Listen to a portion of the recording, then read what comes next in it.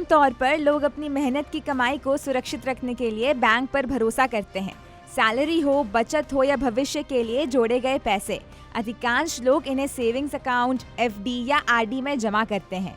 Bank को इसलिए सुरक्षित माना जाता है क्योंकि लोगों को लगता है कि यहाँ उनका पैसा पूरी तरह सुरक्षित है। लेकिन अगर कभी ये खबर सामने आ जाए कि जिस बैंक में आपकी सालों की कमाई जमा है वही बैंक बैंकरप्ट हो गया है, तो सबसे पहले मन में यही सवाल उठता है कि क्या मेरा पैसा सुरक्षित है और मुझे कितना पैसा वापस मिलेगा।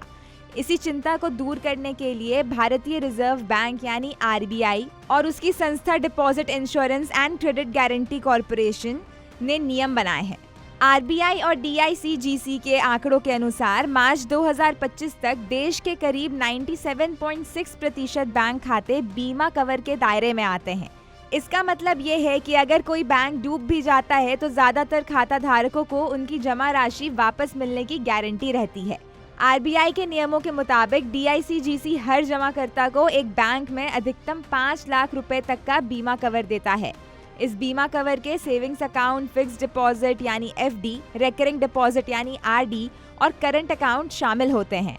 यानी अगर किसी व्यक्ति के एक बैंक में कुल जमा पैसे 5 लाख रुपए या उससे कम है तो बैंक डूबने की स्थिति में उसे पूरी रकम वापस मिल जाती है।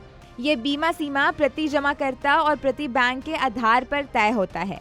यानी अगर आपके खाते अलग अलग बैंकों में हैं तो हर बैंक में आपको 5 लाख रुपए तक का अलग अलग बीमा कवर मिलेगा। अगर किसी खाते में 5 लाख रुपए से ज्यादा रकम जमा है तो उस अतिरिक्त रकम पर बैंक की बैंकरप्सी प्रक्रिया लागू होती है। इस प्रक्रिया में बैंक की संपत्तियां बेची जाती हैं और उसी से इन्वेस्टर्स को पैसे लौटाने की कोशिश की जाती है। हालांकि ये प्रक्रिया लंबी होती है और इसमें समय लग सकता है। आरबीआई के अनुसार खातों की संख्या के हिसाब से भले ही 97.6% अकाउंट इंश्योर्ड हों, लेकिन कुल जमा रकम में भी सिर्फ करीब 41.5% पैसा ही बीमा कवर के तहत आता है। आसान शब्दों में समझे तो छोटे जमाकर्ताओं का पैसा काफी हद तक सुरक्षित है, जबकि जिन खातों में बड़ी रकम जमा है उनके लिए जोखिम ज्यादा रहता है। अगर कोई बैंक अपने ग्राहकों का पैसा लौटाने की स्थिति में नहीं होता तो आरबीआई उस पर मोरेटोरियम लगा सकता है या उसे किसी दूसरे बैंक में मर्ज कर सकता है। जब कोई रास्ता नहीं बचता तब बैंक को बैंकरप्ट घोषित कर दिया जाता है। ऐसी स्थिति में डीआईसीजीसी अपने बीमा फंड से जमाकर्ताओं को अधिकतम 5 लाख रुपए तक की राशि लौटाता है। इसीलिए बेहतर यही है कि बड़ी रकम एक ही बैंक में रखने के बजाय उसे अलग अलग बैंकों में बांट कर रखा जाए, ताकि आपकी मेहनत की कमाई ज्यादा सुरक्षित रह सके।